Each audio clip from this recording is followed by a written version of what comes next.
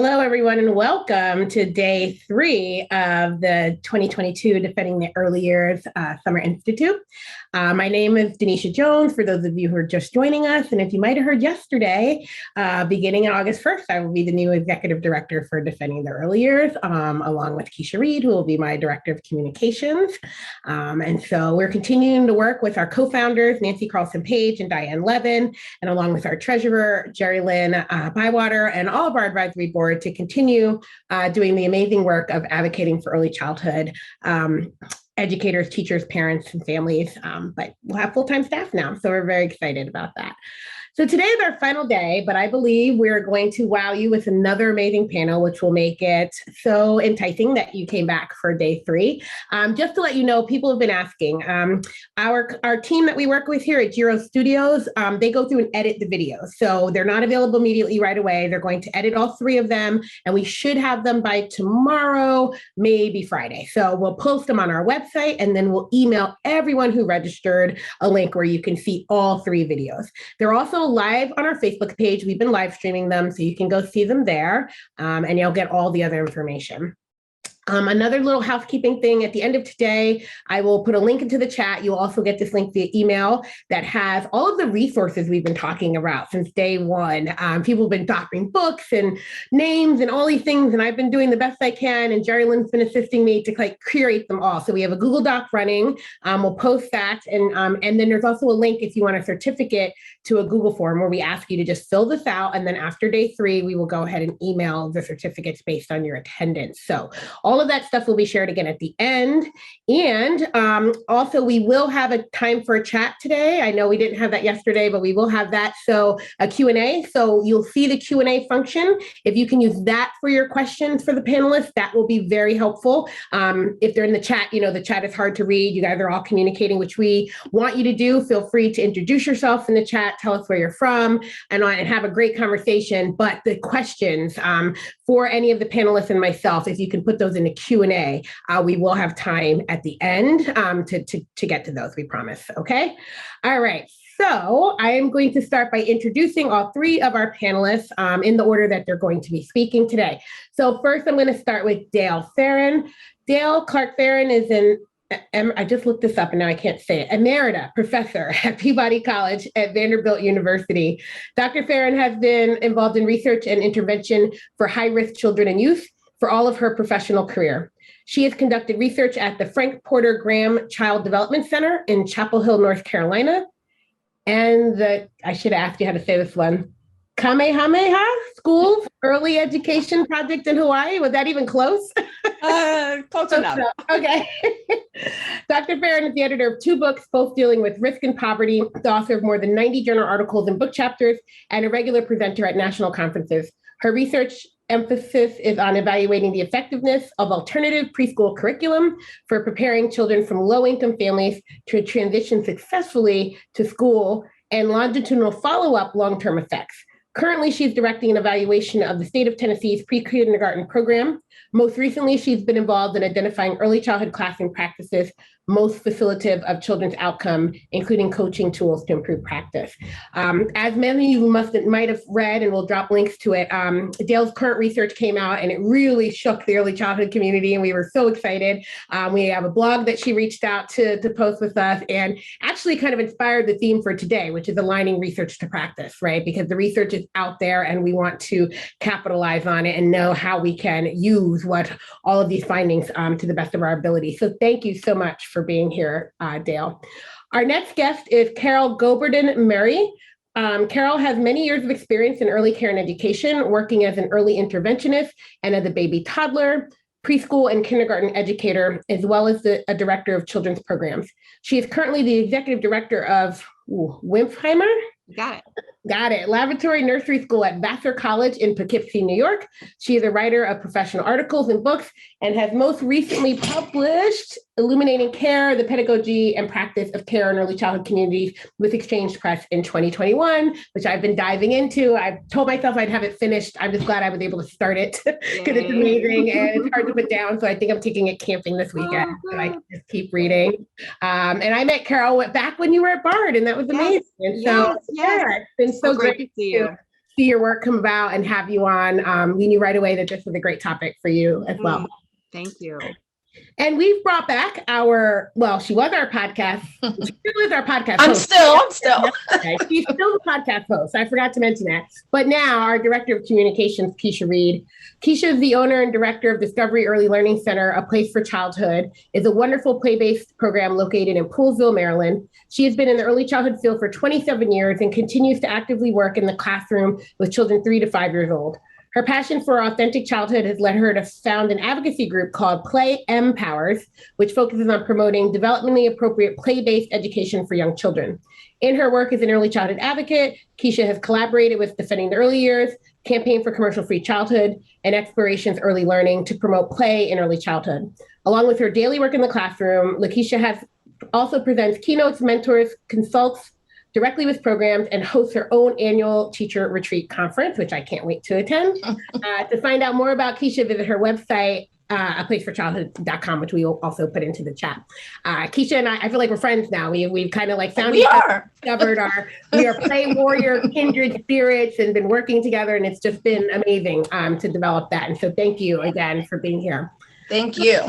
Great. So as I mentioned today, the topic was aligning research with practice in early care and education. And I think it's so important. As a researcher, as a scholar, as a former teacher, I understand the challenges around research and theory and practice, right? But I believe it's happening. So many teachers are doing it, whether it's intuitively or intentionally, while others seem to struggle, right? Students that I've mentored, right? And so we wanted to really talk about that. And that's one of the initiatives we'll be moving forward with in Defending the Early Years is thinking about a professional learning institute where we look at research that's coming out and we help, I've been challenged by this word because it sounds too funny, operationalize the research into practice, into usable skills that teachers can put into play right away. So that is something that I'm passionate about and something that I want to do. And we're going to start by having this wonderful conversation today. So we're going to jump right into it, and we're going to start with Dale first.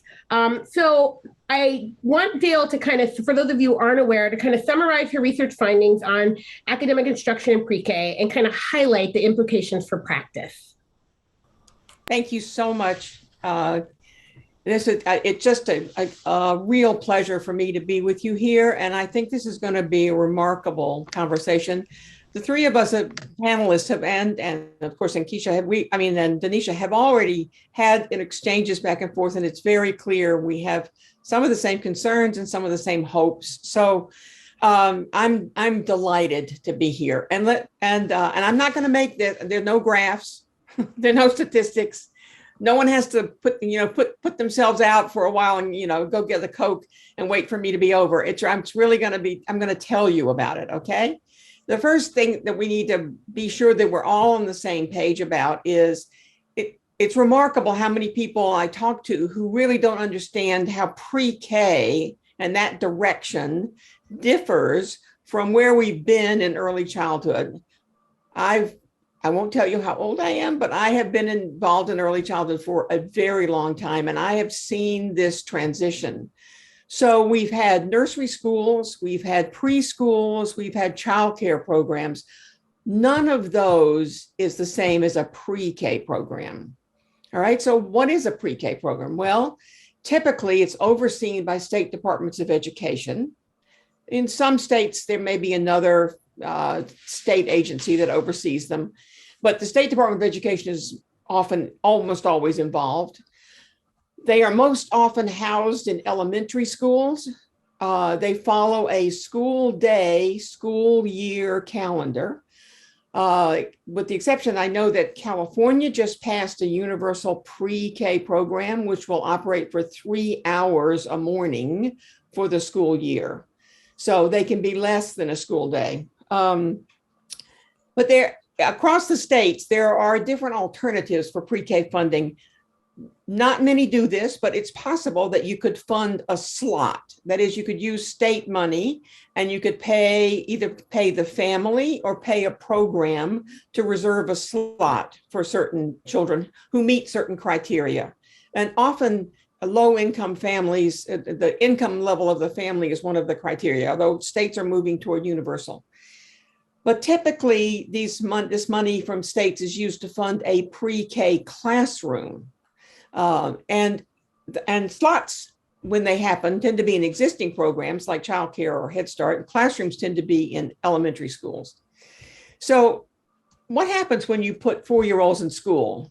According to our president in his first address to Congress, he had what to me was a distressing quote: 3 and 4-year-olds need school, not childcare. And I would reverse that. So let's keep going. So what that means is that pre-K could become another grade below kindergarten. And I've been around long enough to remember the kindergarten wars, when people were very concerned about kindergarten going into the public schools. And I will tell you that for the last 20 years, we lost those wars. So the consequences, I take a lot of data in classrooms. I have data from hundreds of classrooms, and I myself have taken data in maybe up to 100. And I've seen the consequences of putting a preschool into a public elementary school. You get didactic, teacher-led instruction. You get a very strong focus on school readiness skills, and they tend to be very concrete, constrained skills. There's a lot of emphasis on training children to do school. That is, walk down the hall, put a bubble in their mouth, don't touch your neighbors, don't touch the wall, stop at the crosswalk, and handle a tray in the cafeteria, which makes kindergarten teachers very happy when they have preschool teachers, because they already know how to do school. There's a lot of whole group instruction, and children are expected to be passive and to sit in groups of 18 to 20. Sometimes for as long as 50 minutes, I've seen. There's little time outside because more time is needed to be spent on these basic skills. And there's a lot of negative behavior disapproval from teachers, not just in the data that I've collected, but other people. Recent data on pre-K classrooms suggests that the rate of disapproval to approval is at a minimum 3 to 1 and sometimes 10 to 1. Higher income families do not choose this for their children.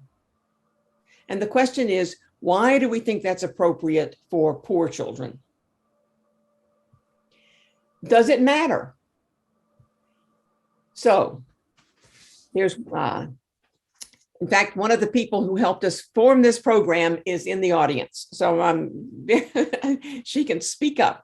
But my colleague and I worked with the State Department of Education to create the first study of a statewide pre-K program. So Tennessee's voluntary pre-K program started in 2005, and in 2008-9, we were there convincing school districts of oversubscribed programs to let us assign their children to slots. And so all the children came from poor families, because that's a criterion. That's the top criteria in Tennessee. All the families wanted their children to attend pre-K. They were poor, but they all knew about the program. They all applied. But it was like a lottery system that determined who got in. There wasn't room for everybody. So those who had pre-K, who got in, got a seat, and those who didn't were completely equivalent. And 63% of those who didn't get a slot were cared for by kin. Tennessee is a rural state. So here are our findings through the 6th grade, which we published in January to great alarm. Okay, children, but this first finding we published some years ago, and everybody thought we were great. Children who attended pre-K made gains during pre-K on school readiness skills. So they entered kindergarten with higher scores on school readiness skills, more prepared for kindergarten. But the differences in the skills between those who went to pre-K and those who didn't were gone by the end of kindergarten. And this is not an atypical finding. Currently, this is very common for all sorts of studies that have been done in pre-K that bother to follow children into kindergarten. Most of those gains are gone by the end of kindergarten. In 6th grade, however, our pre-K attenders scored significantly lower on reading, math, and science state achievement tests. That was alarming and not expected, and people have not been happy with us about publishing those findings. What was even more alarming to me was that across the grades, those who attended pre-K were significantly more likely to be suspended or expelled. So there are two ways to get suspended or expelled. One is for minor problems, such as wearing your hat backwards or not tucking your shirt in or being disrespectful to a teacher. Those are school rule violations. They wouldn't get you arrested on the street, but they get you in trouble in school. By third grade, our pre-K attenders were more likely to be engaged in those minor infractions. Major infractions are things like bullying or fighting or harassing or bringing a weapon to school. By sixth grade, our children who attended pre-K were more likely to be expelled or suspended for those kinds of offenses as well. No difference in the groups on grade retention, but our pre-K attenders were more likely, because of their early exposure to formal education in pre-K, they were more likely to be referred for special education. So what went wrong? Why were our expectations not borne out? I believe there's a developmental explanation. We expected positive long-term effects of state pre-K based on studies that were done 60 and 70 years ago that are still cited today. The Perry Preschool. I worked for the Abecedarian Project. That was my first job, was with Abecedarian. These are small, single site, very intensive programs. If you wanted to do the Abecedarian program today, you'd need to pay $20,000 to $30,000 per child per year. So scaled up statewide programs spend nothing like that, and they may lead to quite different effects. These programs are located in public elementary schools rather than community-based centers for the most part. There's enormous pushdown from the older grades on the content and the skills seen as related to academic achievement. In my experience being in these schools, it is impossible to protect pre-Ks from that kind of push, that kind of pressure. There's much less focus on social emotional development and much less on executive function skills like working memory and attention span and persistence. And these programs really do not provide support for working families. Their school, especially now California is going to be 3 hours a day. Their school day, school years. So any working family would have to cobble together a variety of care situations in order to cover the whole day. So I think we need to think about alternatives. One, we need to re-examine our funding mechanisms. I have said this, if you asked me, I would take all the pre-K money and I would put it into childcare. This was actually an opportunity that California had, that they could have led the nation in figuring out how to provide an infrastructure for childcare to really care for children 0 to 5. They didn't go that direction. But we need to, I'm still pushing, because we need to provide parental choice. We need to increase parental control. Some parents need a part-day program. Some parents need a full-day program. Some parents need childcare near their work. Some need it near their home. And we need to be much more, the childcare system, broken as it is far more flexible than the pre-K system. We need to work with existing community-based programs. We need to provide support to those programs. Right now, we have the staff is churning in these programs because of low pay and because they aren't being provided health care and retirement benefits. States could supplement the salaries for childcare workers and also organize health care and retirement benefits for them. It's possible to do that. We should be seriously considering keeping our 4-year-olds in community programs. Otherwise, we're going to lose all our 0 to 3 care. And parents will be even more desperate. We cannot impose requirements on community programs that they cannot meet, such as having a licensed teacher and paying them at parity with K-12 teachers. We need to pay more. But what happens if you pay a teacher disproportionately to the other teachers in the program is that you just create more churn and upset in the program. I think we need to shore up our community college training program so that we offer people scholarships and we increase the salaries of the teachers who are working in those programs. That's what I'm going to say. That's what I'm recommending. And I'm going to show this picture because that's my grandson when he was 2 and we're walking side by side. So I think Denisha's going to hold questions until later, but thank you very much.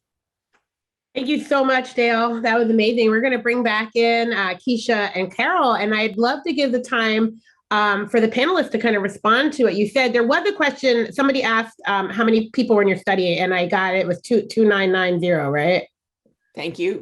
Yes. So I answered that. Someone else did ask just really quickly, didn't the Tennessee pre-K programs include both public school and community-based state-funded programs? About 5% of the programs that were in our study were community-based programs. Okay. And they had to meet this. Yes, that was it. So the vast majority were in public elementary schools. Okay, awesome. I thought I wanted to, since that was really related and easy to ask, I wanted to do that. The other question I think can guide this discussion. How do we prevent the push down of academics into pre-K? Was the question. And I think how do we prevent push down of K-12 and how would you support universal childcare, right? But this idea, and we can talk more about that because, yeah, and someone asked, why do you think this is right before you went into that slide? So I think we've gotten most of that questions and it's very, I have a lot. We've talked about this before in other talks, so I will let Carol and Kisha jump in, and I'd love to hear their thoughts as well. Hi, Dale. It's so exciting to be in conversation with you. I've been stalking you. I've been reading the research, but I didn't know that was you that was going to be on the panel with us. So thank you for your work.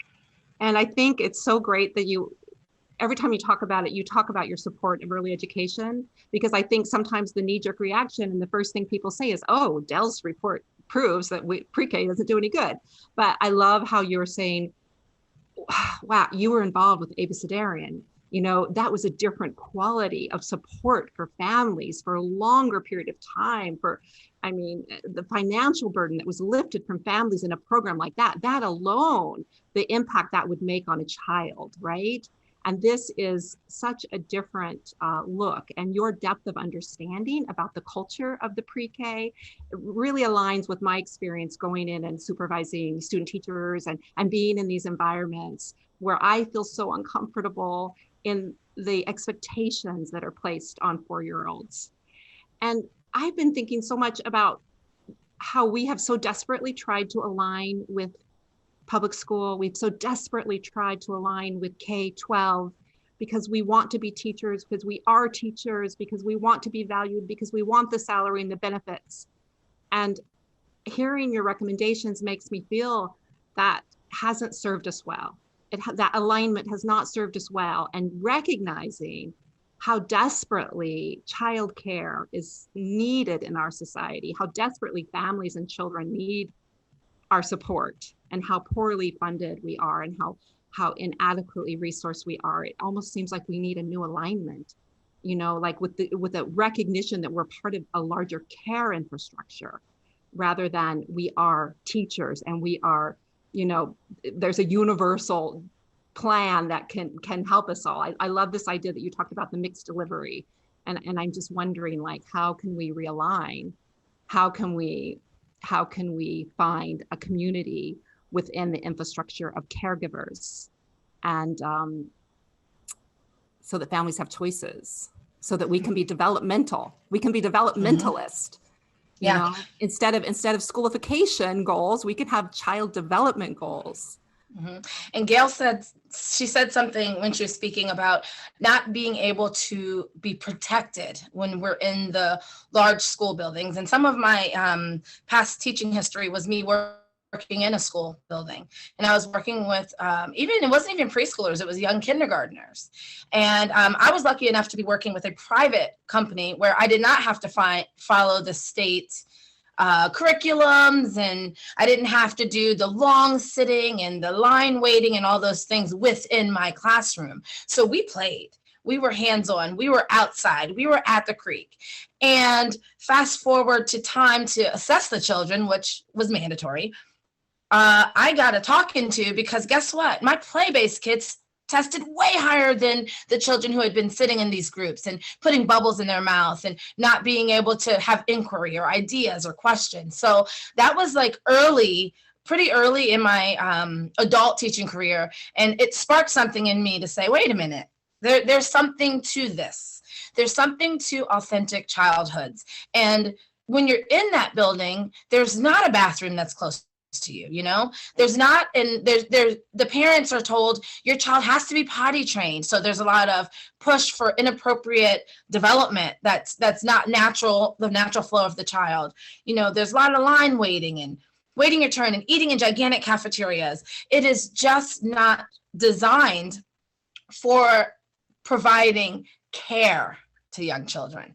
The thought of care, in fact, was in that culture negative. It was like, I don't change diapers, I don't wipe noses, I'm a teacher. So it was this, I started for the first time to see this separation between the caring part of our job, which is our job, and the teaching part that happens when you start to put on that teacher mask and you're in this school building and the expectations and the push downs are coming on you. I started to see transitions in how the children were treated or handled, or how their day was spent. Yeah, I felt that too when I was a director at a campus-based preschool in California, in San Diego. And we had 18 months, so I loved being in that room a lot, but I did have to limit my time because the kids were wholly attached and I had to get out. But I loved escaping in there. And so I'd come in the room and I'd start hanging out and you need your diaper change. And then they would come rushing over. And I said, no, guys, I'm going to change diapers. Like, it's not, administrators don't have to do that. Yes, I do. I am in this room with you, and I have to do all of the care routines that you do. There's no separate. I'm the director and I can't change the diaper. What is that, right? But that was the expectation. And then the older teachers, the teachers of the 3s and 4s, wouldn't be expected to do that, right? And so there is this, as we get that schoolified with a great word, Carol, that people lose this idea of what it means to care for young children. Just because they're 5 in a public school building doesn't mean they don't need care, and that care is not part of your job, right? So the people were talking about that, how much it's changed, right? You mentioned, Carol, going into those classrooms. When I left the District of Columbia, now mind you, in DC, every public school and charter school has pre-K 3 and 4. Talk about decimating the childcare system. You can't get care for infants and toddlers if they can't have 3-year-olds. And who's paying $1,000, $2,000 a month for 3-year-old care when it's free? But you get into, so kindergarten is now devoid of all play-based centers and all of that. Like, right. There's no dramatic play, there's no blocks. And, you're going to see pre-K 4 lose that because they're going to have it in pre-K 3. And no one's really, and the practices were just astonishing.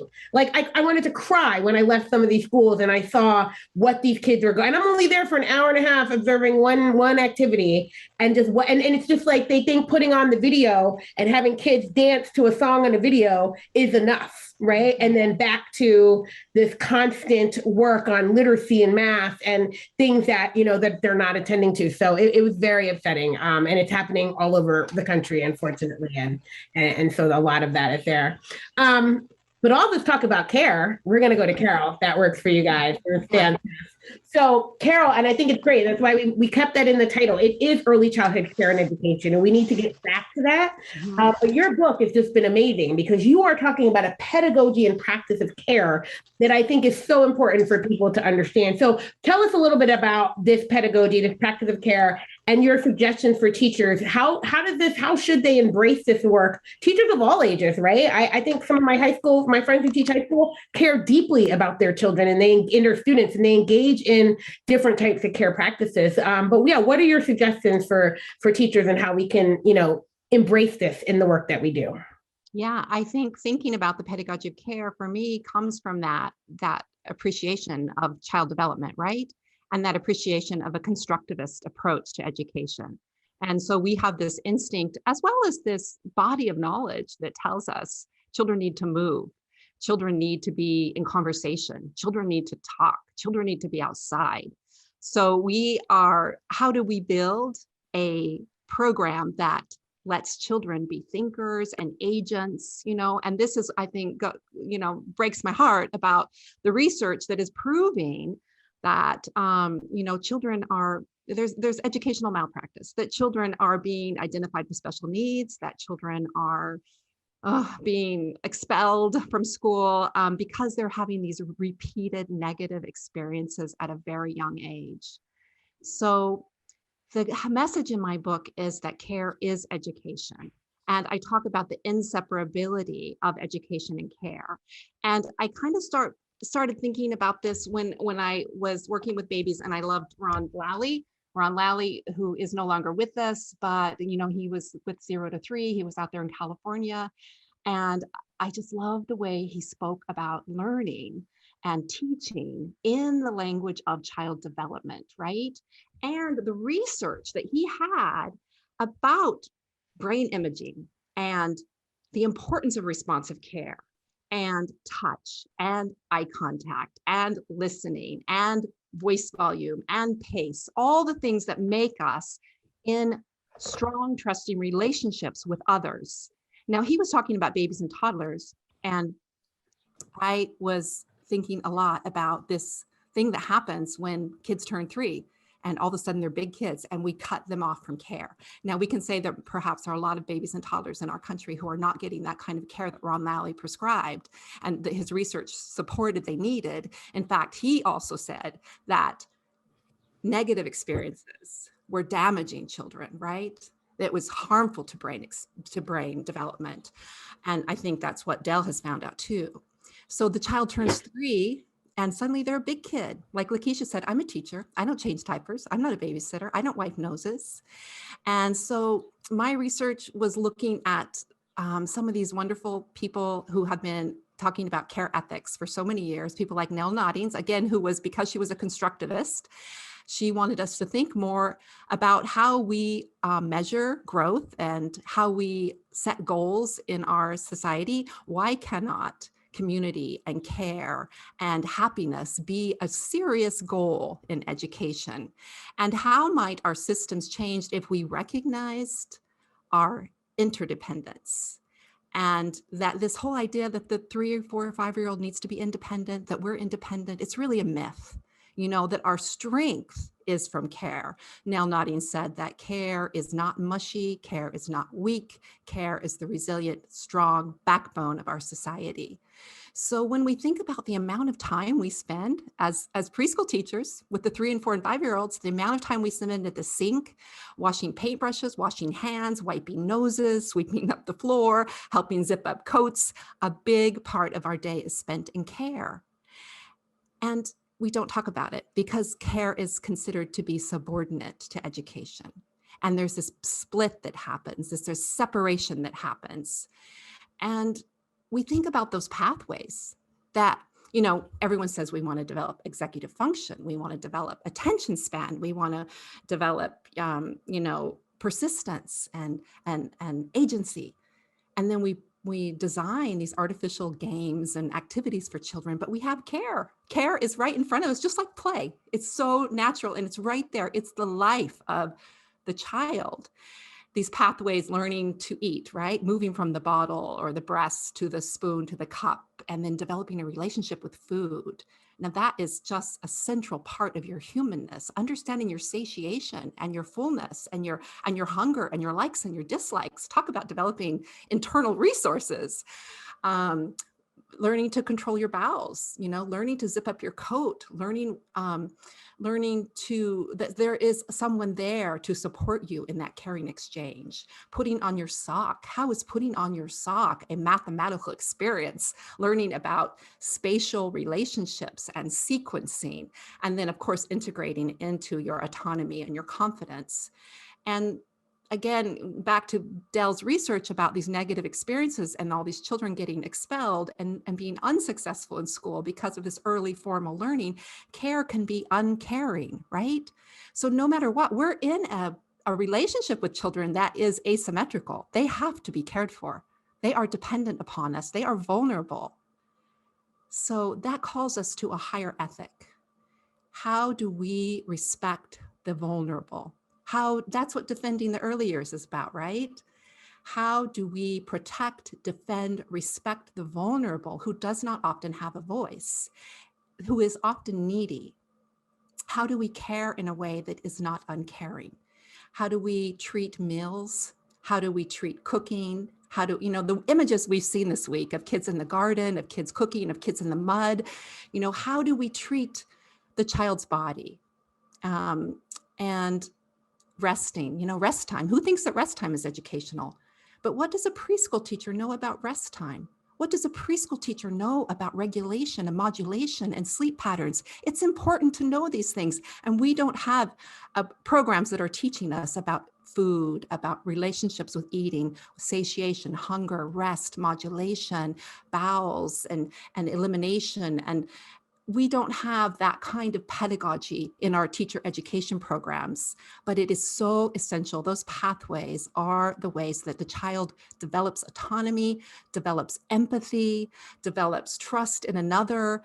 And often people have said to me, don't talk about care. People are going to think you're a babysitter. We have to speak the language of education. So I'm just really trying in my book to say, yes, I understand we are straddling many worlds, and, people aren't going to understand me unless I tell them how putting on a sock is numeracy, or I tell them how digging a hole in the sandbox is literacy. I do have to use those categories that we have in front of us within AEYC and the educational systems, but I don't want to discard care. I don't want to hide care.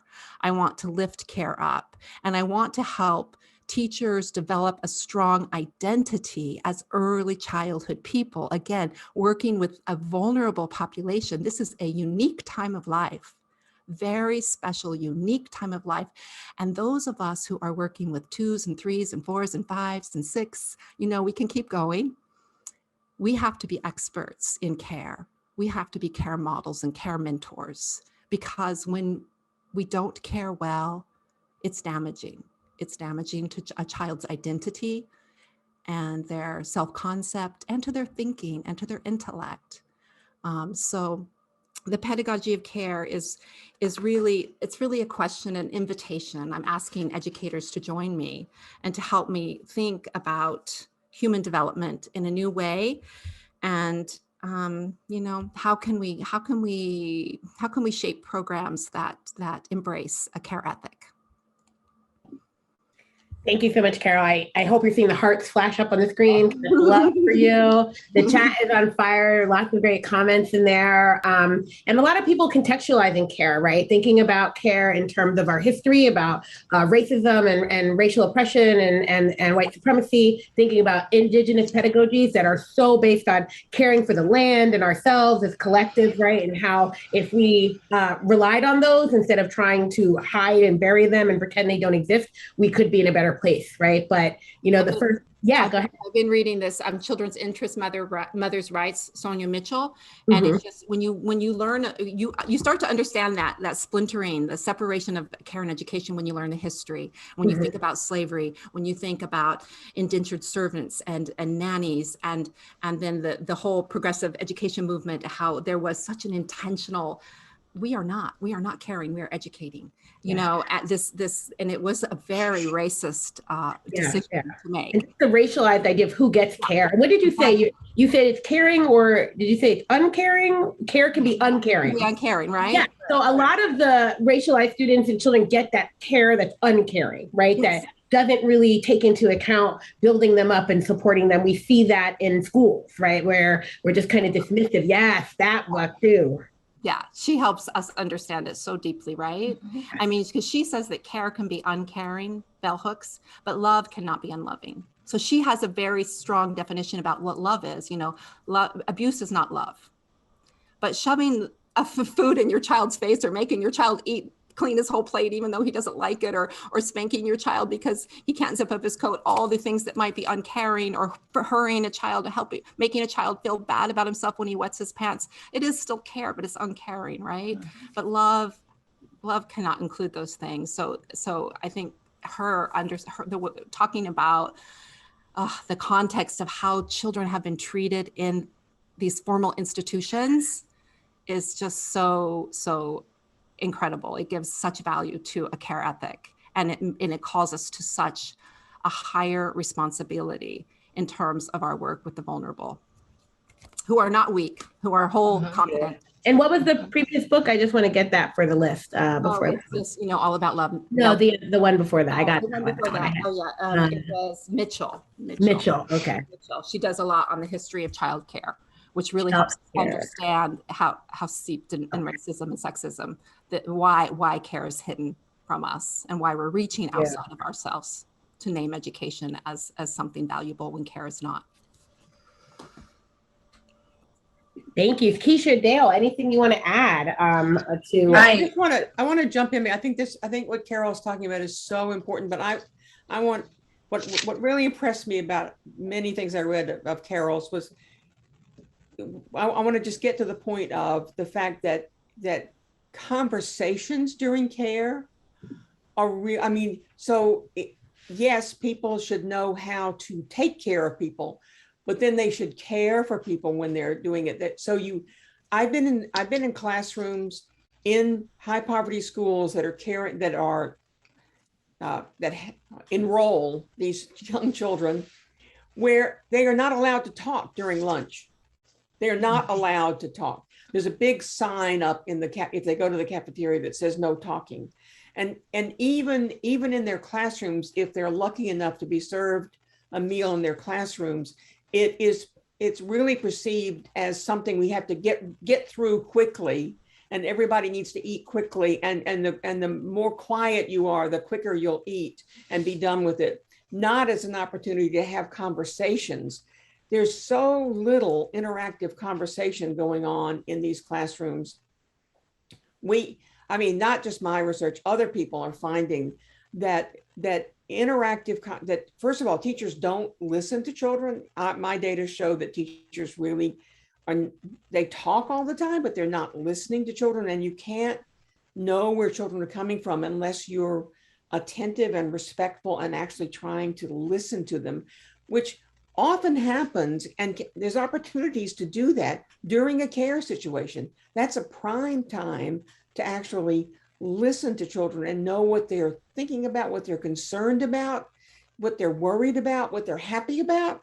There was a wonderful young children article some years ago about, which I just fell in love with and I cite all the time, about a teacher, it was a preschool teacher, a nursery school teacher, not a pre-K teacher, who had what she called pillow talk. And so every day, children would sign up for a chance to talk with her during at the beginning of nap time. And she could get to 2 or 3 children. And then by the end of the week, she had a list of whom she had talked to, and she reserved Friday for kids who hadn't asked for a conversation. But she would it was dark, the rooms were dark, and she would go to, and obviously if a child had said he or she wanted to talk, they had something they wanted to talk about. And so she would just listen and talk to them. So there are ways to engineer having these conversations and having a more positive, responsive situation for children. If we changed our perspective about what we were supposed to do as educators and included, as Carol says, the whole concept that we're caring for children, not just teaching them. And I think that the issue is, across the board, as humans, we have no idea how we develop. We're not being taught human development. We don't know, what this culture of childhood is, because we grow up and we get adult amnesia and we can't remember what we used to do. We can't see it from their perspective. We haven't understood the fact that they are, it's a completely different mindset than what we have. So when we get into these teacher training programs and we're learning about classroom management or just skills, drills and skills, and how to teach children to take a test and pass becomes more important than how to nurture real learners. That's when we get stuck in this place where you're in programs with young children and you have no idea what is normal behavior. Then children are getting punished or having expectations that are outside of what they're capable of doing. It begins this negative inner, self-image, this negative idea about themselves. Why can't I do that? Why did I have an accident? Why am I struggling? Am I stupid? And these are the things that I think play You know, I like to say that when I was young, before I went to school, I knew I was a genius because I played in the creek. I mean, we were scientists. We scooped out creek water and watched it for days. We had little books and we wrote in the books and we drew pictures in the books of what we could see each day. We were doing bona fide experiments without a teacher to be found. I know that your study measured some children who were home with family. You know, they weren't even in programs. We explored and experienced because humans are innately born curious with this drive. And what happens is we go into these programs where that is blocked. Their innate drive for learning is distinguished. It is hijacked. They are either, even if there is the playfulness or activities, it is highly controlled. It is categorized. They're being told who they can play with, how they can play, how many minutes they can play. Takes away the agency. They don't have to think. They don't have to decide, walk into a room and decide, what do I want to do? So what I have done is really look at the work of Alison Gopnik and really look at the work of Peter Gray and look at people who are just studying human development and culture. Like, what happened before there were schools? You know, before we started creating this system, and what do human children look like outside of that? Because I think in a lot of cases, we haven't seen natural childhood in so long because children are either being shipped to this activity or that activity, or being asked to sit still and quiet in a family experience, or being at school. So very rarely do we see children how they naturally are. And I think we need to make, someone asked in the questions, how do we change that? You know, we've known this research, we have, I love that we have fresh research from you, Dale, because I've heard so many times, well, that was then. You know, times are different now. So it's good to be able to pull out something fresh and new.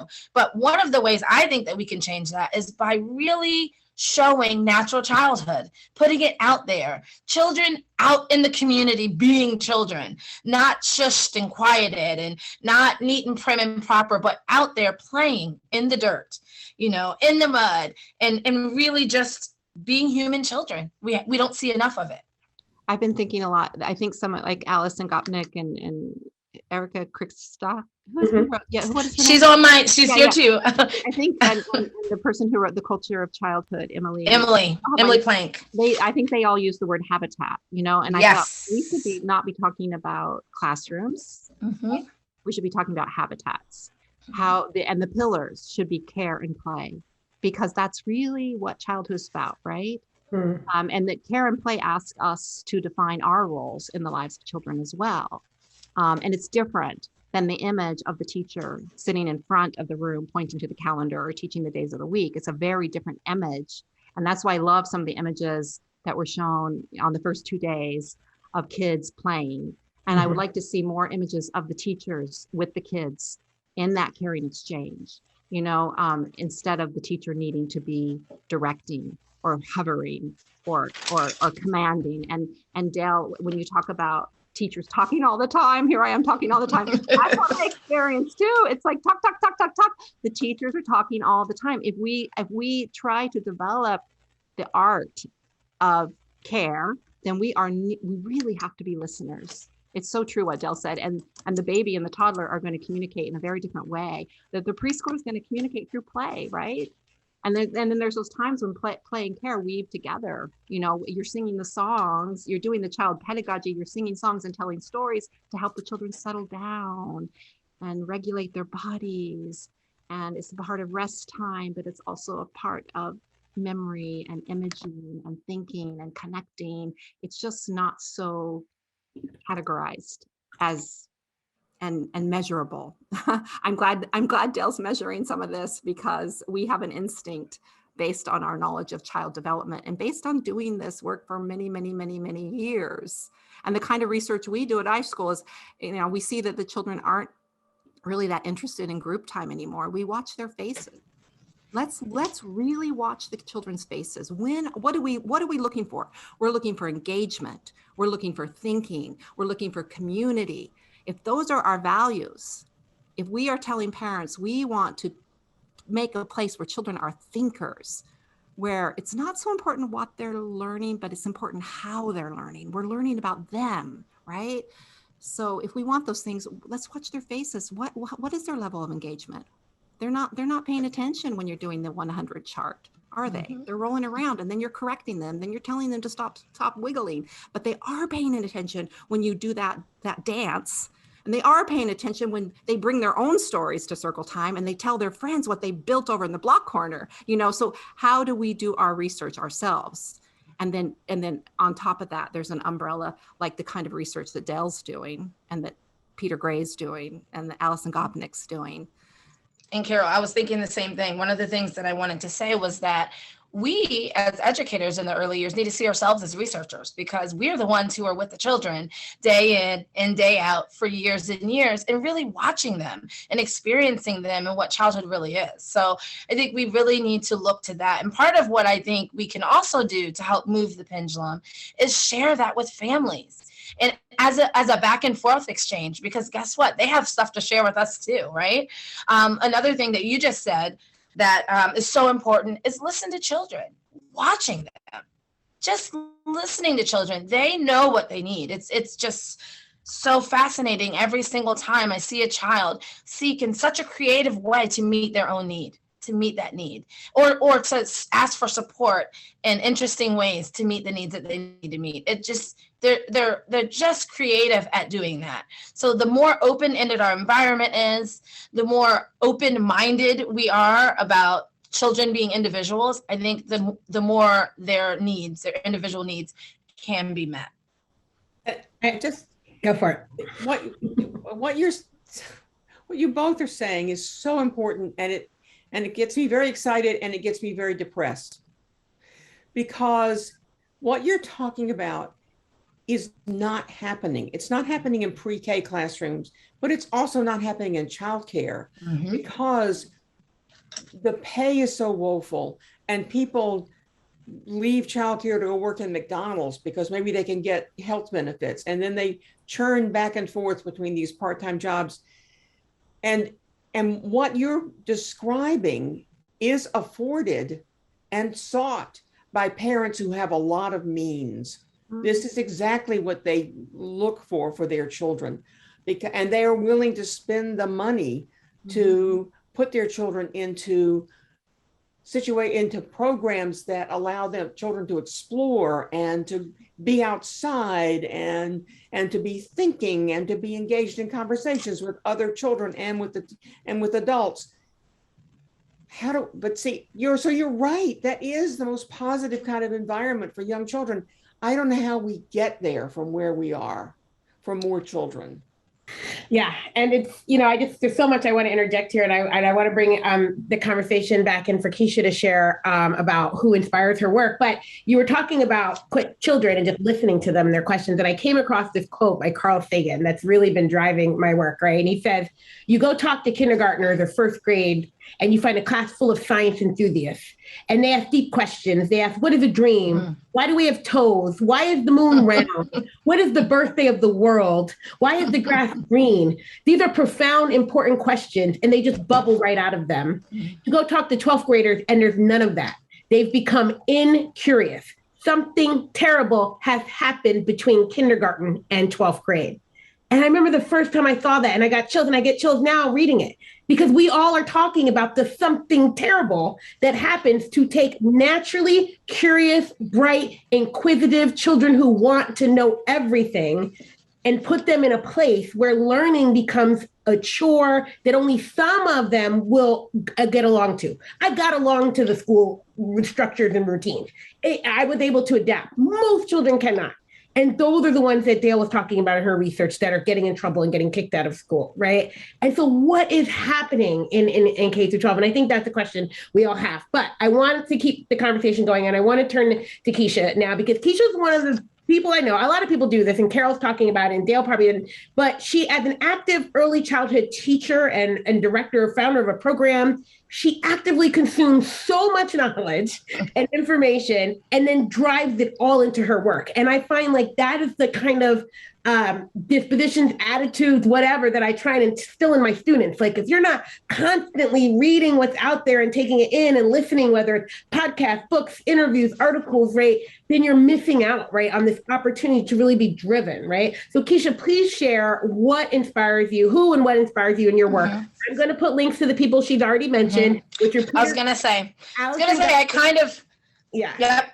I kind of mentioned the ones that are big in my head right now that I'm really attaching myself to and really looking at the work deeply. And Alison Gopnik to me right now is a big one because, like I said before, she really gets down to the humanness of it all. I think if you don't understand something, that's when you can't communicate it with it properly. You can't support it in its needs. You can't, and I shouldn't say it, but you guys know what I'm saying. Children, humans, a thing, anything. If you don't know it or understand it, you can't give the child what they need. So I think every parent, every educator should read Alison Gopnik's work. Carpenter and the Gardener is one of them. There's Scientists in the Crib. She's got a lot of work that talks to us about brain development and human development and really hits home why children are the way they are. I'm a huge fan of Peter Gray and his work on self-directed education because he talks about the competency of children, the curiosity that they hold within them, the capability that they have. And then he also talks about what we do to just tarnish that. You know, we have the audacity to think that we can artificially create something that is going to be better than what nature has given us as human beings. I'm also really, really inspired by Erica Christakis, which is what Carol mentioned, and her work, The Importance of Being Little. And it talks about what young children really need from us. And it really clearly states and I think part of the problem is we don't know what our role is in that, right? If we say, okay, kids are born with this, they're innately capable of being creative thinkers, learners, we just need to give them the space, the time, and the materials. A lot of adults say, well, then what is my importance? Where am I in this? And Erica talks a lot about that. What is our role in the work with young children? Because it's a partnership. We're co-learners. We're working together, but there is a lot of time where we need to step out of the bubble and allow children to do what it is that they do. So creating these environments for them. Dale said something about parents of means being able to access the programs that we're talking about. And that is very true. It is not inexpensive. But a trend that I am noticing is that the message that sooner is better, and earlier is better, and faster is better, is a message that everybody's hearing. Poor families, families of means, families who can make choices. And there are a lot of families out there with means who don't know any better. And they're choosing these low quality settings, these low quality childcare settings, these settings that are, there are 15 of them, they all look the same, and none of them individually think about the individual child. These settings that are scripted and just don't allow for any nuance. These are the programs that are being rewarded by our states. These are the programs that get stars and that are following curriculums that are not developmentally appropriate. This is a systematic problem that we're going to have to dismantle and completely rebuild. And I think the main thing that we're going to have to do is communicate and show families what authentic childhood looks like. What does it look like? And once we do that, we can get down to, like you said before, instead of using money in these developmentally inappropriate programs or these harmful programs, move that money to the right place where we already have in place quality community preschool programs that some have been around for 100 years. Let's fund that. Let's create a program and a system that all families can have high quality, play-based, developmentally appropriate care for young children. I wonder if some of the states like Massachusetts and Colorado, where they now have, right, early childhood departments within the Department of Ed, since this money is coming in, And it's going to be messy. It's going to be so messy to do the right thing for children and families. And with the money that's trickling in, it seems like a lot of money, but it's really not, right? To create a universal care system. Dale, do you know much about what's happening in Colorado? I know they're trying to do the mixed delivery. Yeah, no, I think one of the things that would be very helpful, I suppose it would be helpful anyway, would be to make a comparison of states. I mean, Alabama's trying to desperately hold on to making its pre-K programs appropriate. So there are efforts, and we don't have any exchange program right now to even know what different states are doing and what the results of what they're doing. You know, we don't have any information. There's such a huge, for what I cannot tell you why, huge pre-K lobby. It's like, you know, it's almost like a cult. First you believe and then you'll know why. I mean, these people who are pushing and pushing and pushing for pre-K, and I think some of the motivation may be because they realize that's the only way to get money into young children, but it's going to be counterproductive because it's going to get money into the wrong things. And so I just wish there were a state, and maybe Colorado might be one. I wish there were a state where there was more support for families. There was some work in Minnesota for a while where they actually provided families what they called a scholarship, or maybe they called it a fellowship, but they gave them enough money to actually buy quality childcare. It costs more than $11,000 a year to have one Head Start children in a part-day program, part year. So people will kill me taking money away from Head Start, but I'm just telling you that there is money out there, and it could go to families to help them purchase care. And if they could purchase high quality care, they would purchase high quality care, and it would drive the system to create more high quality care. We have to name high quality care though, because Yes, the issue that I'm having right now is what the state is naming high quality is not what you're telling me is high quality. And since the COVID pandemic, Maryland has been giving programs who have received the rewards of being what they consider high quality money. And this money is just being put in the hand of owners of centers, put in the hand of anybody who owns a center for them to do whatever they want with.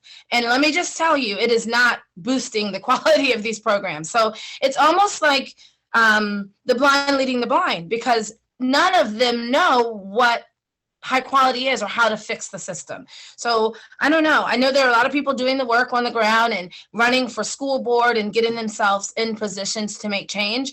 But it seems like that's what's going to happen, because someone above needs to know what this is supposed to look like. You know, they're giving us money, throwing money at it, and just throwing money at it isn't going to solve the problem, because it's just going to be more of the same. We're just going to be funding more of the same. So I guess it's a whole infrastructure that has to be built. You're right. Yes. I mean, we don't have a system right now for educating correctly our teachers, our educators, our carers for young children. We just don't have. We have sort of some of it in our community college system, and we could grow that. We could grow that preparation system. We're having been involved with a university, a research university that had a teacher education program that had a presumably an early childhood licensure. I can tell you how little time was spent on anything that you would say would enable a young person to work with children, to work with young children. The majority of the time in those programs that licensed teachers is spent on classroom management, on teaching reading, on those sorts of things, and not on really caring for children. But we don't have that infrastructure, Kisha, that would provide the staffing that would know what's the appropriate thing to do if you had more money coming into your program. It's also the guideline, as you know, right? Teacher ed programs are licensed by the state.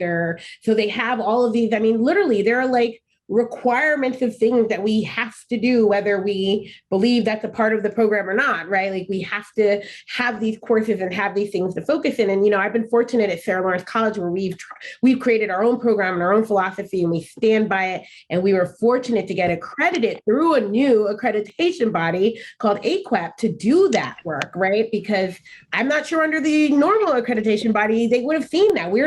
I did not produce any type of test scores to prove my students are capable and ready to be teachers. I don't believe those test scores matter. The state says they need to take them, but we don't, right? And so that it becomes the focus. If you have to prove that, then that's what you're doing in your program. And all the stuff we're talking about, we're just hoping teachers pick up when they get out there because, and so it's this whole system that then regulates everyone. It regulates the teacher education programs. It regulates the providers, right? They more care about your physical space and the setup and which is important than the actual engagement with the children and what you're doing and how you might create a unique environment to facilitate that, right? But that might be dangerous to a licensor person, right? And so and I get safety is important, but it takes away from all of the other things like the care, like the supporting. We are child development specialists, right? And I think we need to remember that, right? Like we're not just sent a teacher, right? We are formulating these early years that are so important and it needs to shift, right? But it's all of these systems. But I also think in some levels,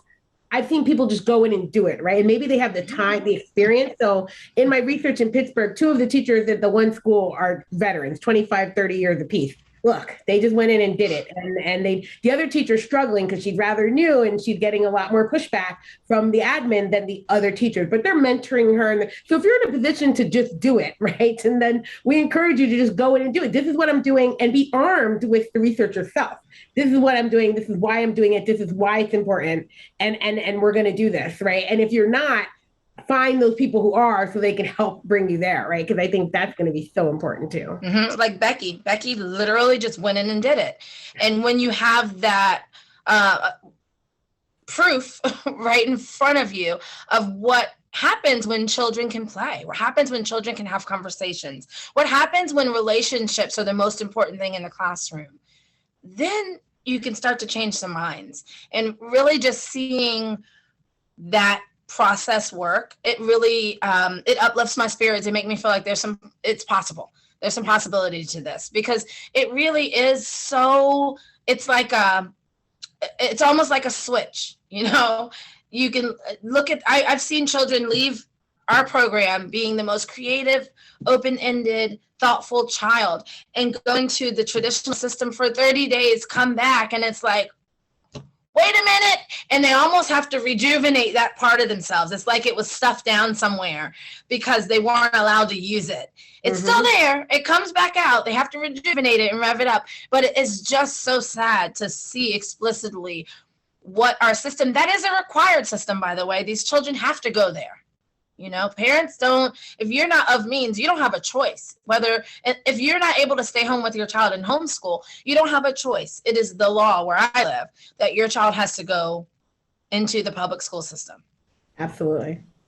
Well, this conversation is great, but guess what? We got a lot of questions from the audience. So you guys ready? Yay! I want to get into this because there's some really good ones here. So Dale, I want to come back to you. This question came up early. I know the Tennessee study completed assessments on working memory, social emotional skills, executive function. What kind of outcomes did you see on those assessments? No, actually, we didn't do that in our statewide study because that would have been very difficult. I mean, it was 3,000 children. They're all over the state in various, in 79 different school systems. And so it would have been really hard to do. We could do achievement measures, but we didn't at that time have the wherewithal to do more. So I take it back. We did collect teacher ratings on their social skills. And when the children entered kindergarten, the kindergarten teachers at the outset rated the children as being more prepared for kindergarten, as having higher social emotional skills and somewhat higher working memory. all that was gone by the beginning of first grade, the end of first grade. Those differences were gone. And then we began to see the ratings drift by second grade, so that teachers were beginning to say that the children who had attended pre-K didn't like school as much as the other children. And there was some concern. And so that was like, to me, like the canary in the mine, showing us that there was something going on that we then picked up in third grade on their achievement measures, as we saw, that the children who'd been in pre-K, it was in third grade that they began underachieving compared to the children who had not attended pre-K. So we didn't have a lot of those kinds of, but I have done other studies. So we looked at the Tools of the Mind curriculum, for example, and we did extensive executive function skill assessments. And first of all, we didn't find any effects for Tools of the Mind, but also we didn't see a lot of effects in general for being in these pre-K programs on those kinds of skills. We didn't see any difference for Okay. Tools of the Mind, but we didn't see a lot of effect on those kinds of skills. And those are harder to measure. And so it's so easy to get these kindergarten readiness exams out there, that they're giving to all these kids now. But really, they're essentially concrete, easily measured school readiness skills Kathy Hirsch-Pasek at Temple talks about this too. There's no data that shows that those kinds of skills are what are important for long-term school achievement. The academic skills. Those very constrained basic skills. I love your iceberg academic, because I think of academic as more what we've been talking about.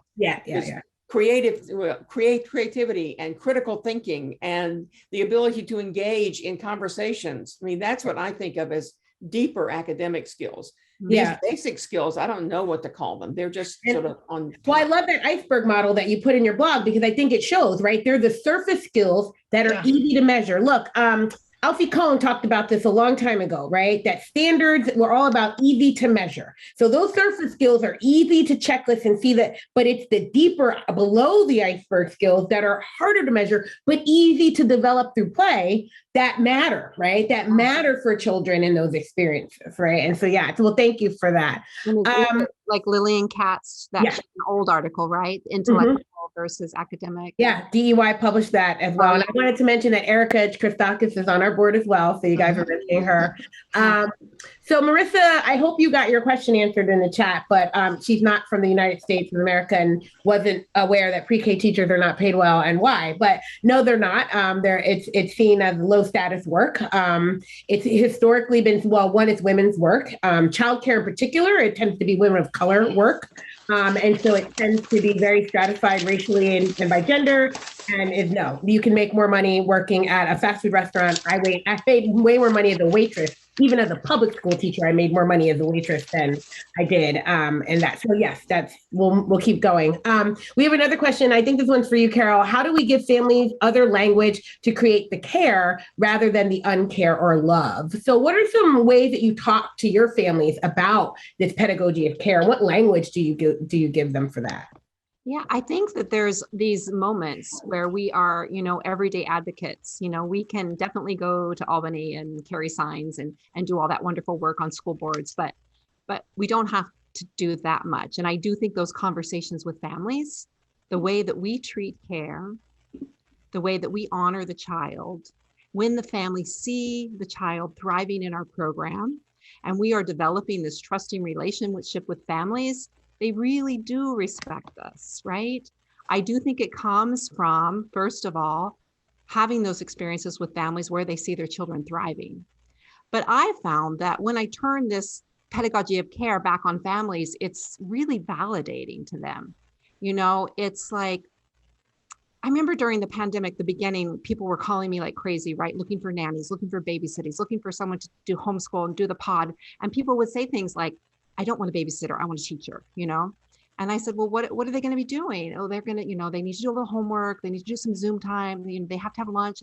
And I said, so, I would just use that opportunity to say, what does it mean to be a teacher versus a babysitter? Because Do you understand that that person's going to be eating lunch with you, your child? And isn't that an important time for a conversation? Isn't that important time for a relationship? And don't you care that that person understands what your child wants to eat? I mean, and so when I say back to families, the family says, well, I think I'm going to extend her program. She's only been coming in the morning, but I'm going to need a few more hours of work. I need her to come in the afternoon. But what do they do in the afternoon? Isn't it just like babysitting? And then again, you have this opportunity to say to the family, every moment is a learning opportunity for the child. And when we walk people through our program to begin to think more about care, to say, look at how the teachers are sitting on the floor. Look how they're engaging. Look how they're gaining eye contact. They're not in front of the room. Listen to the voices of the children. It's really important to us that children have a voice and that children have choice in this school.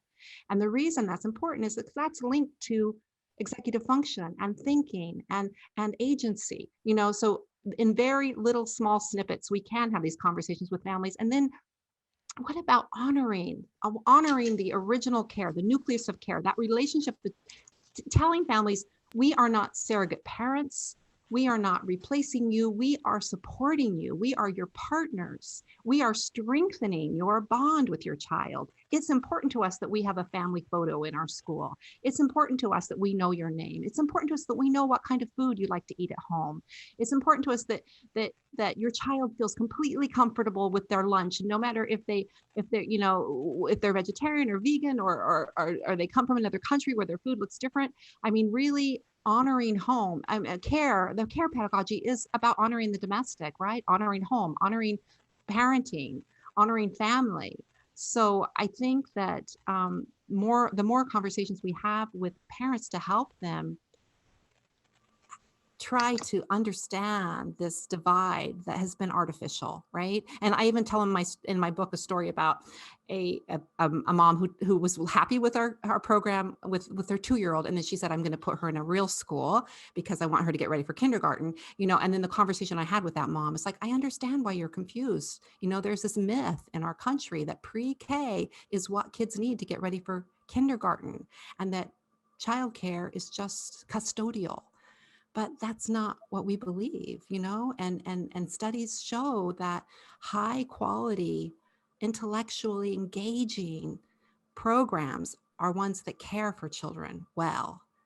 And programs that care for children well are also programs where children are thinking and learning and engaging. So just having those and saying to the mom or the dad, every night you have dinner with your kid.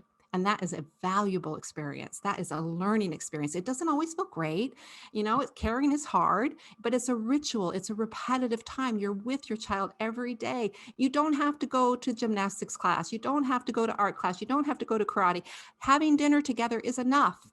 Giving the bath is enough. Care is the seed of our strength and intelligence. So the more we can tell families that there is a pedagogy, there is a practice of honoring care, I think that families do begin to feel valued. That song that you're singing to your child in the car on the way home, what value there is in that. You do not need a pre-K teacher to teach your child phonemic awareness when they're 4. You can sing songs, you can do nursery rhymes. There is a tradition of care that we are abandoning, ancient care wisdom that we are abandoning. And our young people are coming to us from college, don't know how to bounce babies on our knees and do the nursery rhymes. And, so having those conversations with family and validating what they're already doing, I think is really powerful. That's amazing. Yeah. And it's so important. Yeah, so much you said in the chat. It's definitely, everyone in the audience is definitely agreeing. We have a question, I guess, for anyone. Maybe Kisha, I think you might have some of this that I think you shared before, but do you guys have a recommended place to go to find developmental milestones based on ages? So what do you use to really, look at your children, what's out there that someone else can use? They're looking preschool, so 3, 4, 5, and even 6 to kind of share with the kindergarten teachers. Like, these are the milestones that are important. This is what we focus on. This is how we look at our children as child development specialists. Mm-hmm. I think 0 to 3, I think it is, has some good stuff that's developmentally appropriate. I am very careful about that because I think a parent sees a chart and they see that as something that their child should measure up to exactly. I don't think they understand the nuance and the spiral of development. So before I would send them directly to a chart, it would be a relationship that we would build. It would be things that we experience specific to their child. It would be dialogue that we have specific to something that we've seen in their child or something that we're experiencing with their child, as opposed to a chart, because a chart will say, these are the average things that your child should know by this age. Well, if you look at your classroom, there are going to be a lot of children who are in different places with that chart. And what I don't want to contribute to is this fear that we've, this fear that as a society we've handed down to parents about, there's something wrong with your child if they don't do this by this age, if they don't do that by that age. So I would not send them to a specific chart right away. I think there needs to be a relationship, a mutual understanding of the child and where they are, and then have a dialogue about that.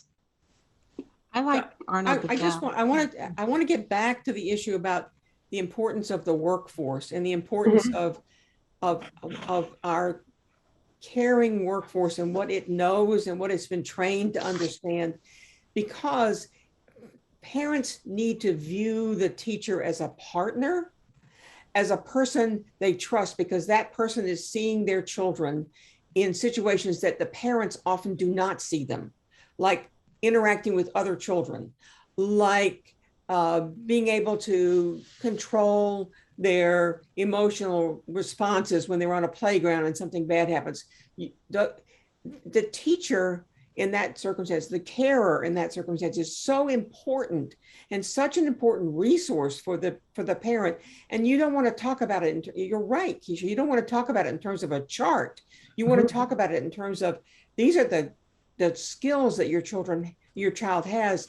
And these are the things he or she is struggling with. And let's work together and figure it out, how to help him, be more mindful and be, less irritated with people, or, spend more time on a project and not give up on a project. We can work together on this. So you as the carer will see that child in circumstances the parents won't. You have information that parent needs, but you need to understand the development of children. You need to have been prepared, that you have a deep understanding of the development and the variability in young children. I think one of the reasons the children in our pre-K study got referred so quickly for special education and didn't lose that over the years was that things that would have been passing were suddenly identified by the teacher as being a problem and referred off to someone else. Whereas, there's a term called reified. You make something real that was not real before. So suddenly this developmental problem becomes a real problem when it might have taken care of itself had they been in another kind of circumstance. Anyway. Denisha, Yes. I really like the Gazelle Institute and Arnold Gazelle's work. I know it's old work, but I love the developmental perspective, right? And Kisha talked about the spiral. So I like you. I go back to Arnold Gazelle a lot to talk about the spiral of development and sort of those big categories. What is it like to be a 2-year-old or 3-year-old or 4-year-old? Those patterns. And then play. Like, if we believe in play and care, let's talk about play and care. Let's talk about why the child is, this is what 2-year-olds do. They line all the blocks up. And, when they're 3, they start to make towers. And when they're 4, they start to make enclosures. So we can use the language that we value. Mark making, right? We can look at the mark making, look at the scribbles and talk about how important those scribbles are, and look at the way those scribbles have become circles and controlled, and look at the design. The child is entering the design phase, and now the child is drawing, and he's making every single mark he needs to make to write his name next year. So I think, how can we talk about child development? If we need a checklist, we can kind of, I think, look at the developmentalist. And I think through learning stories, like what you were just talking about, and our own documentation that we can do alongside parents. So much of that happened for me during COVID when we were shut down and closed. I had parents that I had been documenting their child's learning and thought process at school for years. And then it shifted and they were home. So I challenged them, hey, I'm interested. What are the kids doing at home? And they were amazing. Like, they were documenting beautiful things that their children were doing, conversations, experiences, cooking, all of their child's ideas, and sending them back to the school. So it's really is, like we said before, a partnership, but that language and that ongoing shared communication through photos and writing and videos. And I mean, what parent is not innately interested? Well, most parents are innately interested in the beautiful work of daily childhood that their children experience. So I think that's another wonderful way to help parents understand where their child is, what they're struggling with, what they're great at, and really stray away from the typical means of assessing and measuring children for these very scripted box filling things. That made me think of, I took a course on critical digital pedagogy a couple summers ago, and we were instructed to play a video game with a young person. So I turned to my nephew and I was like, Emmanuel, I need you to log on to the Zoom and I need you to share your screen. I need you to play a video game with me. And he was such a different person. And the great thing was that his mom and his grandmother were in the room and they too were shocked how he took on this role of like teaching me the game and like how to do this. And we just never see him in that light, right?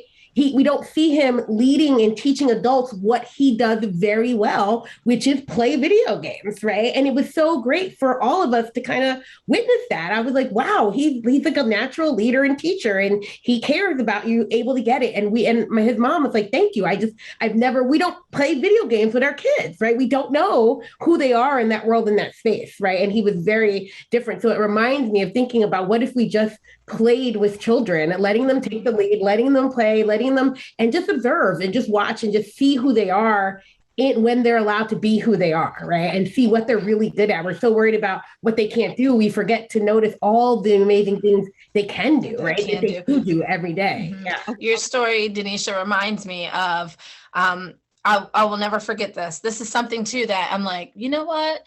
My son was 8th grade, I think. He was in middle school. It was the end of the school year dance.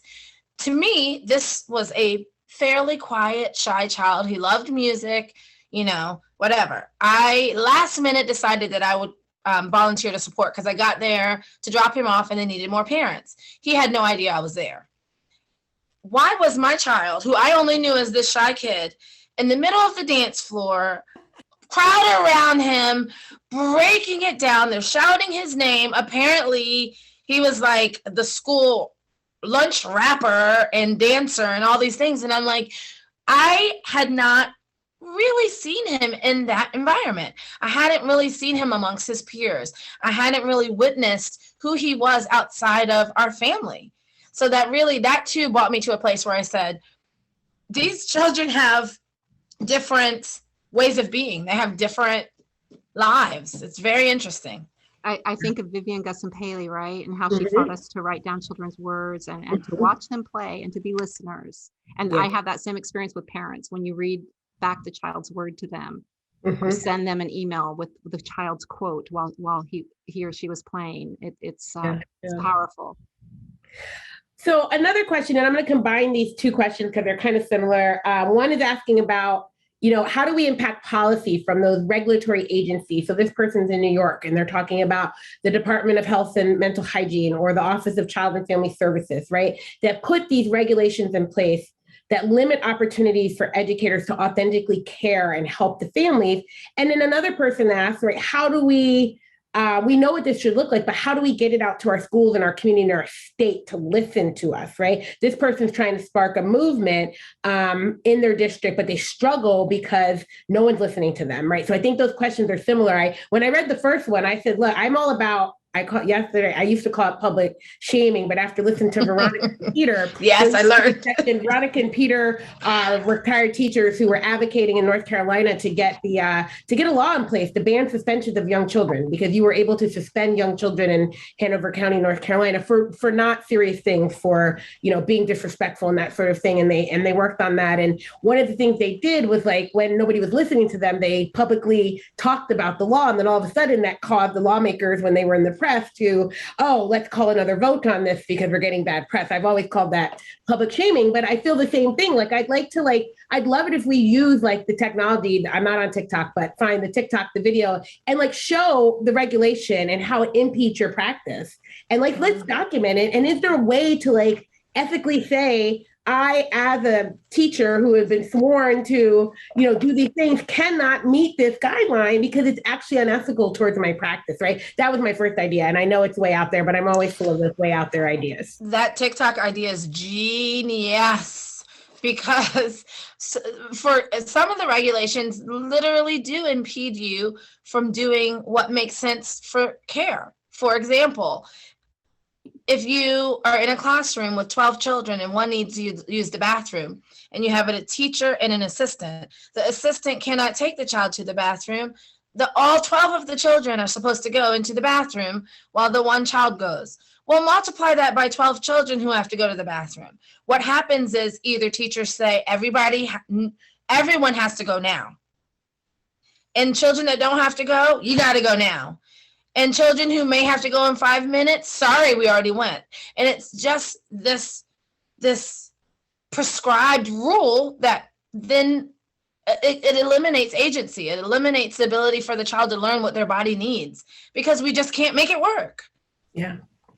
And now we need to document that. We need to show that this is the reality, right? And I'm forcing children to not naturally respond to their own body. And it's not okay, right? Why can't children say, I gotta go to the bathroom, and get up and go? Because I can trust you to do that. Right. So that's why we need, as people have been saying in the chat, we need some sort of lobby. We need to find a way to get us all together.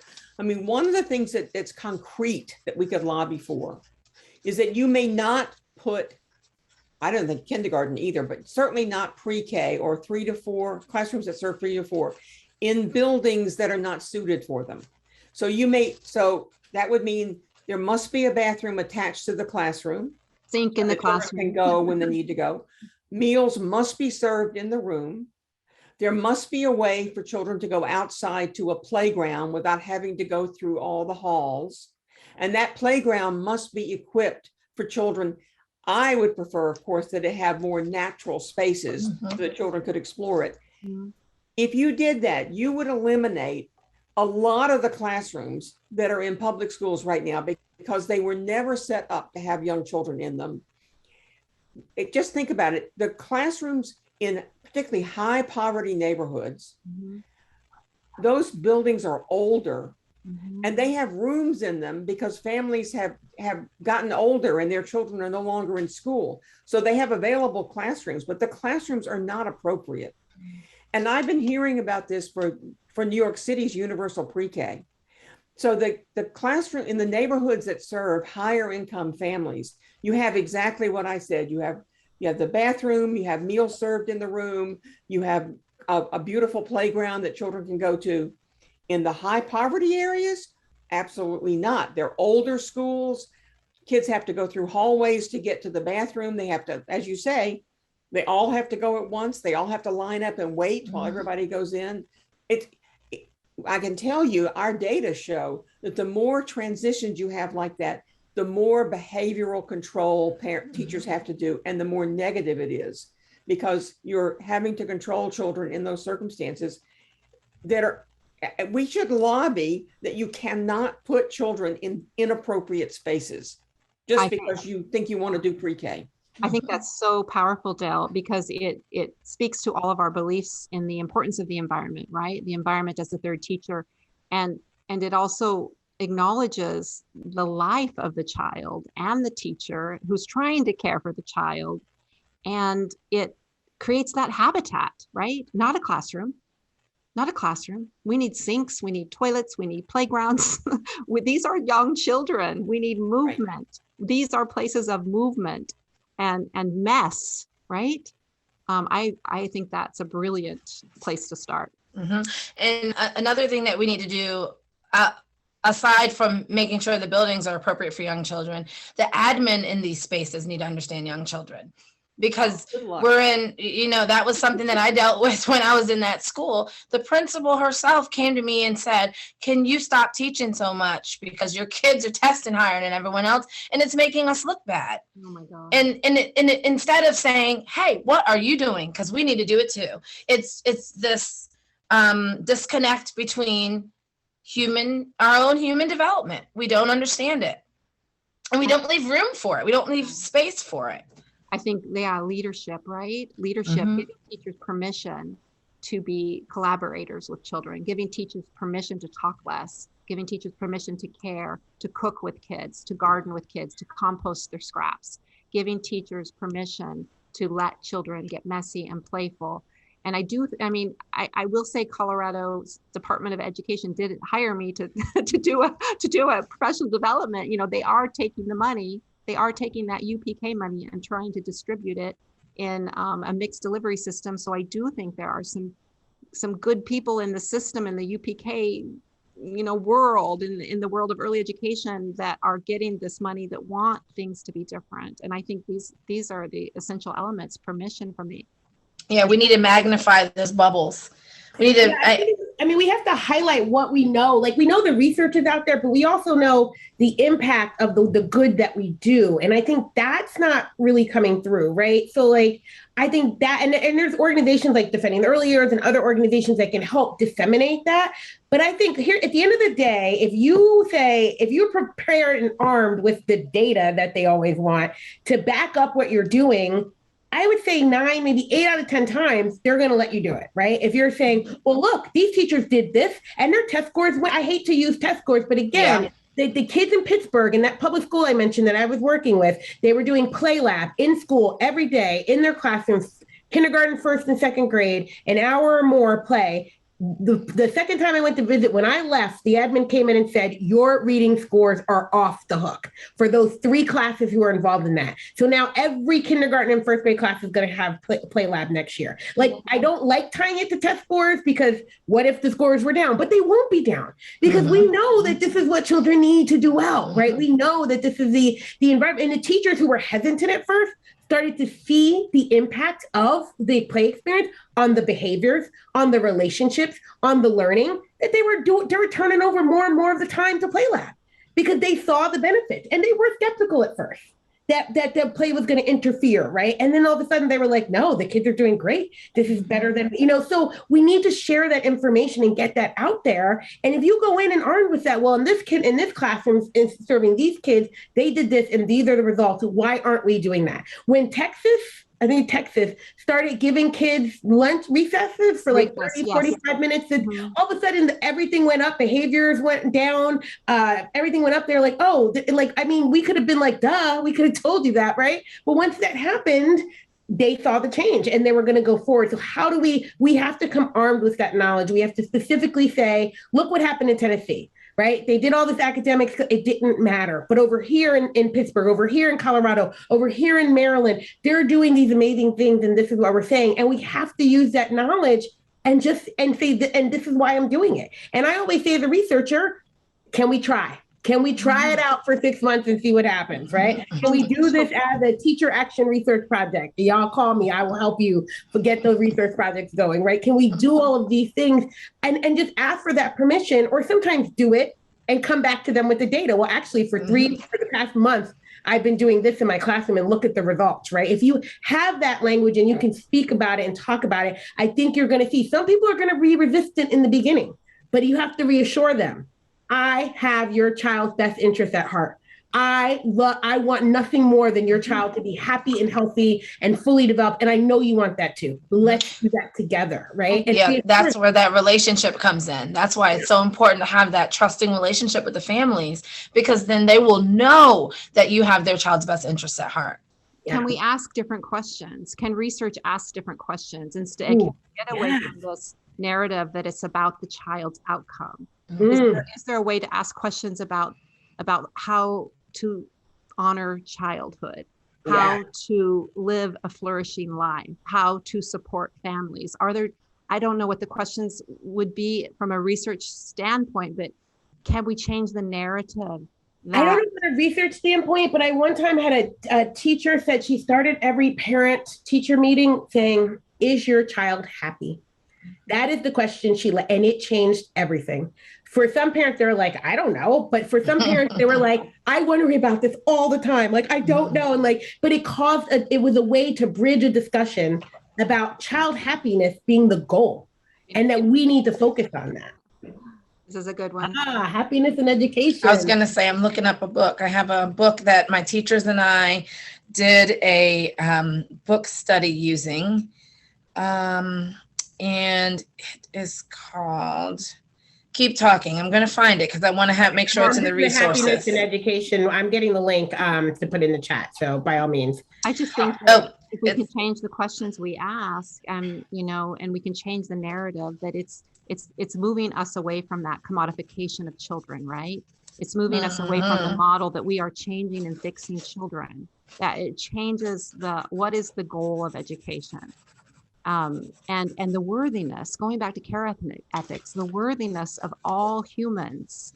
Why do we have to be ranking one another and placing a value on people by the way that they behave? I guess it goes back to what other people were talking about, that horse and buggy model of education, that factory model. It just doesn't fit anymore. But it's very much a US model. Yeah. This whole idea of know it sooner, know it better than your neighbor, be a higher achiever, be there sooner than other people, push it down. We are exporting that model, sadly, to other countries, but other countries have not been there in the past. I spent a lot of time in Sweden. 95% of their 2-year-olds are in group care.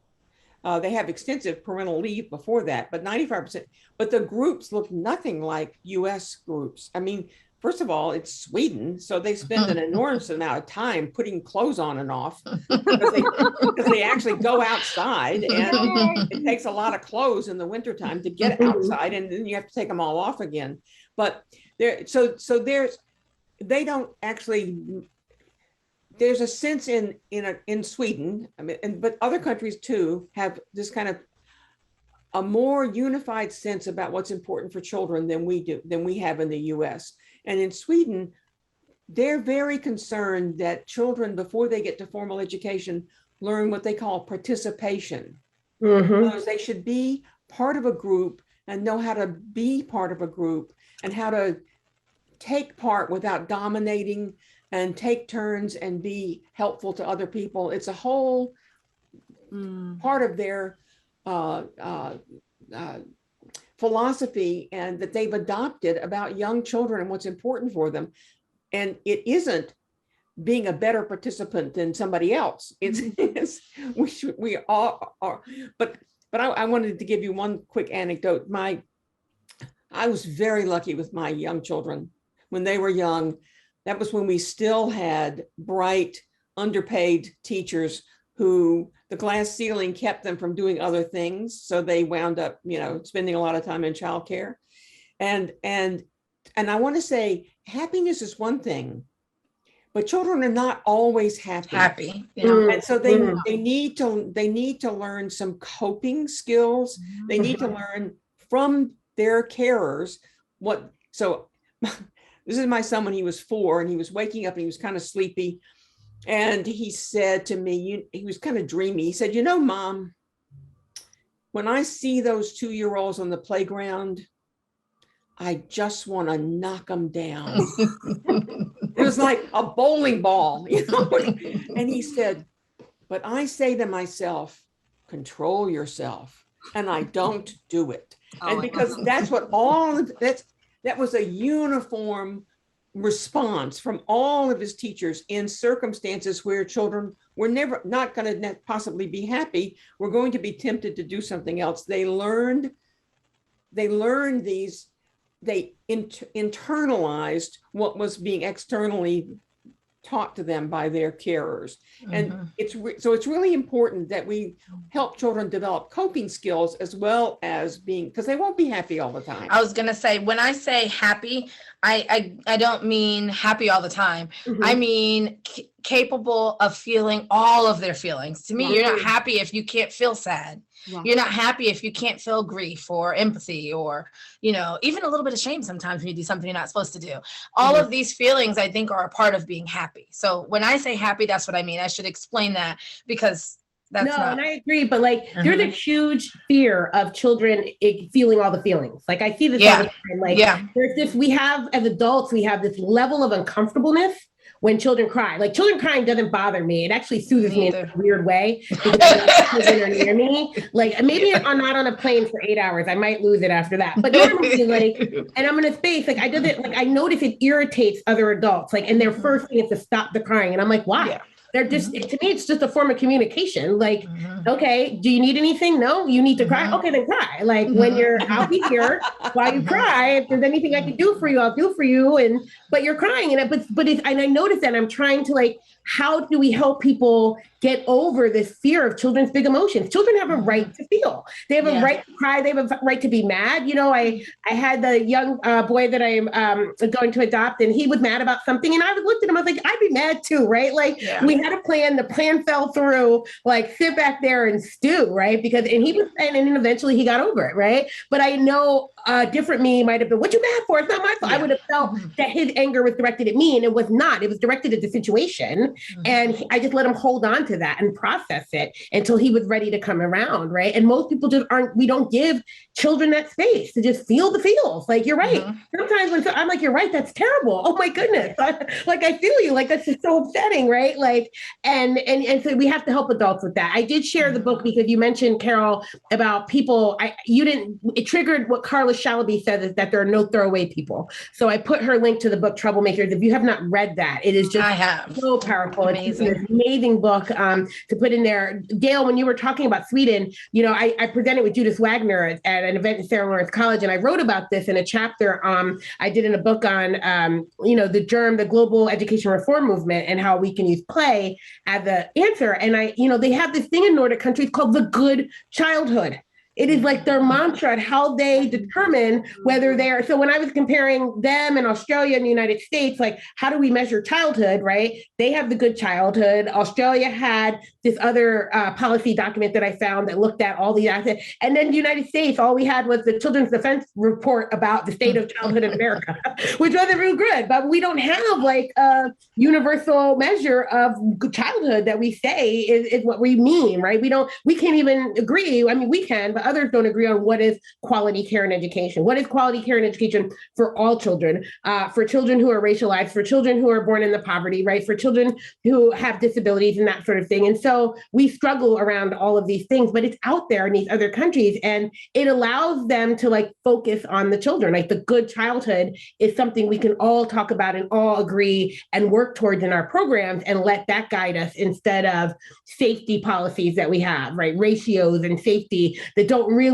do matter, but not in the right way, right? So I just wanted to mention that. We do have more questions. There's so much going on. Most of the people are just asking, how do we do this? How do we do this? Guys, if we had the answers, we would have sold it to you an hour or two, made our millions and moved on. We don't. We're having these conversations because they're super important. Some people mentioned, I think Susan mentioned, how long have we been having, right? We've been having these conversations. Ray Pika's in the audience. We've been talking about these things for so long, but there are people here this is new for, right? We have some international guests who are talking about how, there are schools in Mexico importing the bad ideas, right? And so it's important for them to hear it. It's important for folks to just remember that this isn't new. We're not talking about nothing new, but it's important to bring it back out and to remind people that this stuff is really important. I think one of the things that situations and conferences and gatherings like this can spark and help us do is come together. I heard Dale say, we need a lobby. We need to organize. Yes. DEY is a good place to start, and the members and the followers and the people who are interested in this work need to come together and just organize to move forward. There were a couple of specific things pinpointed here. I learned yesterday about picking one thing and focusing on that. I think that we need to, as believers in early childhood, quality early childhood, pick one thing that makes early childhood quality, and then fight for that. And then after that, take another bite and another bite and another bite. But the reason that I mentioned the thing about the buildings is I think we need to identify, because we care about children, we often talk in very general statements like caring and responsiveness. Policymakers don't know what that is. We need to think of some very specific things that we would recommend be implemented, be adopted. And then we need to get with policymakers and say, okay, I mean, we're not going to just, as you said, Kisha, just pick one thing to get started with. It doesn't have to be the buildings, but it's something like that is really concrete, that you know what that means. When it's done, you know you've done it. Whereas saying teachers should be more responsive or whatever. I once had a coach, when I talked about teachers listening, call me and say, well, how much should teachers listen? I said, 20% between 9 and 11 in the morning. Oh my goodness. We've got to identify some very concrete things that we could go to policymakers and recommend. Yeah.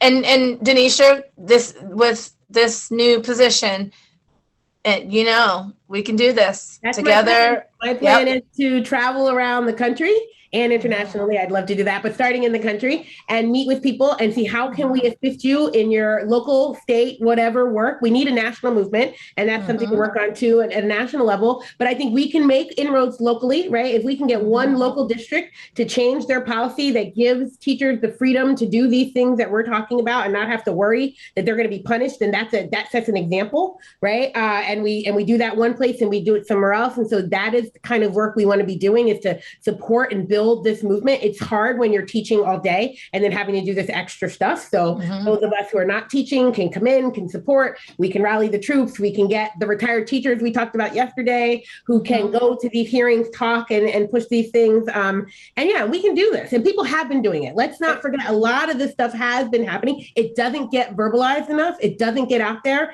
It's not on the major networks. No one's talking about it. No one's making a movie about it, documentary about it. But it does happen. And so share your stories. Please share your stories and what you're doing with us.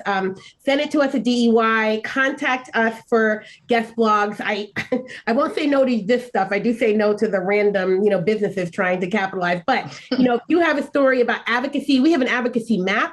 It's not just for legislation. It's for organizations. Anything, doing the work. We offer mini grants. We offer 12 mini grants a year for $200 to $500. We will fund, and you don't have to be a nonprofit. All you have to do is write a small little, tell us what you're doing, and then follow up at the end with some photos so we can put that stuff on our website. So share what you're doing with us. Kisha would love to interview you on the podcast. Yeah, I was gonna say. Said, who's Becky Gamache? Becky is a early childhood advocate out in Minnesota who's been doing amazing things. She was on the podcast. She was on our video yesterday. Because that's important, right? And we will help with the documenting, the sharing, the putting the information out. But we need you guys to tell us, right? Because there are wins out there and we have to celebrate and then identify the problems and what we're going to do and just chip away at it. We can't stop. I won't stop. I'm adopting children. I hope they'll make me grandmother one day. Things are going to need to be different, or I'm going to blow this up before I put these little babies in these places, right? I'm already not comfortable letting these kids go to the school. Like, let me homeschool you for a year and see